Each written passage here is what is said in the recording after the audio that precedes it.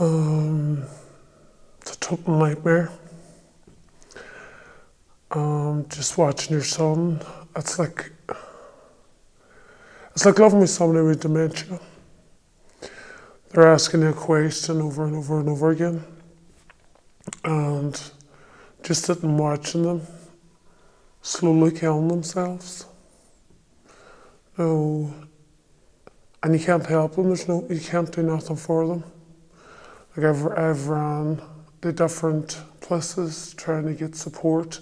I did get the support for me, but with the son, he needed. It was up to him. Didn't want that. I realised then later on he needed that help. He had to decide he wanted that help.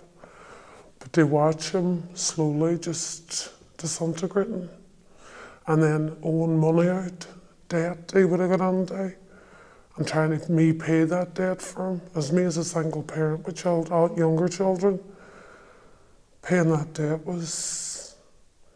it left me. I have health issues now. No, it's heartbreaking. Heartbreaking just watching your own child killing themselves and getting into the trouble and craving for a drug. There was one night I went down and it was the first time I've ever seen this. He was tripping and it was just like he was in space. And I ended up, I had to phone the other son to come up and take him where he had taken ketamine. He's tried meth, he's been on diazepam, cannabis, as a tramadol. He's tried everything. It got to the stage he was even crushing the diazepam and snuffing it up his nose. And you as a parent watching your child and just wanting to take that all away and just make them better and give them a good life, it's absolutely heartbreaking. And then when you've got younger children too that's seeing it, like he has a sister that just idolises him. And I have had trouble with her now, not through drugs, but just she's suffering a bit of depression now with it. Just watching her brother, what her brother went through. And then going on at night time and sitting up with him all night, just making sure he's still breathing. It's an absolute nightmare. And how they get the drugs is so easy. Especially here in Derry. I can't believe it's just around the corner from your own home, or it's far too easy. It's everywhere, absolutely everywhere. And you personally, has it brought a sense of shame to your door? It did at the start. I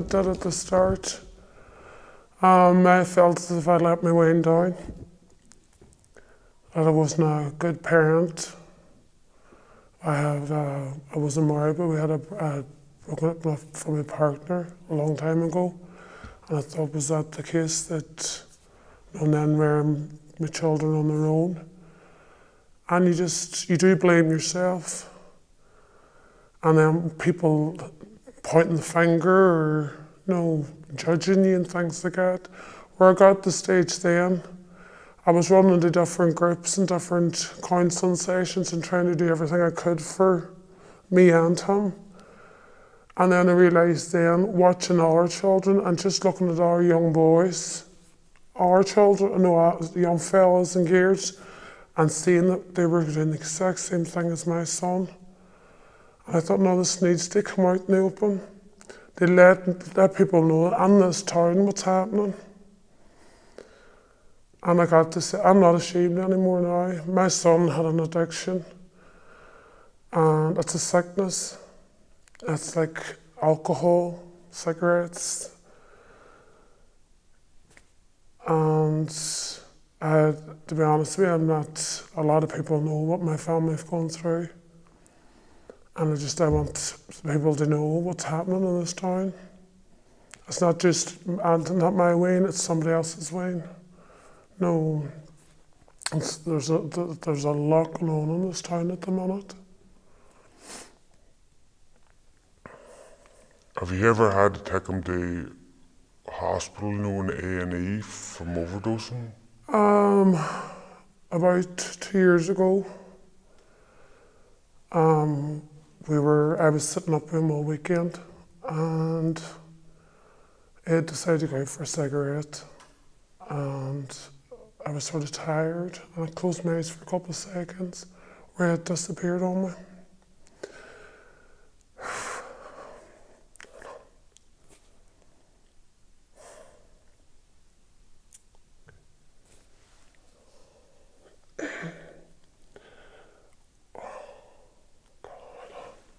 Sorry, do you want to stop? No, I'll be okay in a minute. Where someone had texted me, where's your son? I said, he's out the front having a smoke, and he says, go and check. And I went to check, it was gone. And the older brother, we went out and we searched the streets, and I ran up the ways, and the older son, he ran straight to the Peace Bridge, and I went down, got a car down the Foyle Road, or down the Foyle. We picked Ronan up at the Peace Bridge, and we drove towards the Craigavon Bridge. And there my son was up at the top of the Craigavon Bridge. Ronan got out of the other son got out of the car and ran and got up to him. And my son was just looking over the bridge, sobbing his heart out, where he was crying out for help. And when we got him to the hospital. I had to go back to my 2 children, so my son and the ex-partner had taken him to the hospital. And they talked to him and asked, was he alright? And he says he was alright, so he signed a bit of paper and they let him back out again. Which I was a bit annoyed at, because he wasn't alright, because he wouldn't have went to the bridge in the first place. And a week later, I think it's when I released it was Andrew Quigley. And that poor mother went through, and I sort of understood what she went through, not to the whole extent, because I got my son. I got him in time where she lost her son. After that, he had taken an overdose of diazepam, of blues, and I had to take him to the hospital again, where I had overdosed on them. But they didn't keep him. Had to bring him back home. Like, and he cried for them to keep him there, because they didn't want to go back home, because he knew he was going to do something silly. But it ended up we got him back home, and I just sat up all night with him. Just reassured him that I was there for him.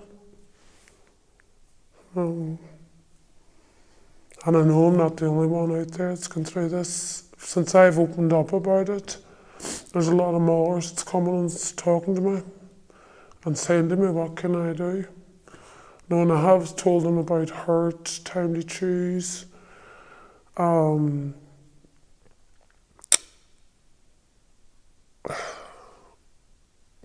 I think Porky as well. I know him very. I'm trying to think his name. I can't forget it.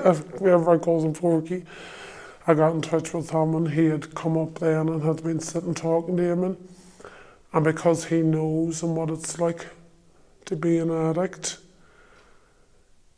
he could talk to him, and Eamon could connect with him, and it was amazing, because it was great sitting there knowing that Eamon was connecting with somebody that knew exactly what Eamon was going through. No, you would do anything to get what you're fixed. Do absolutely anything. Go out and get, if you haven't got the money, you'll do something else to get that fixed. No. Sorry about that. No, that's absolutely brilliant. That's plenty, yeah. Thank you for that. All right. All right, brilliant. just brought it all back to me.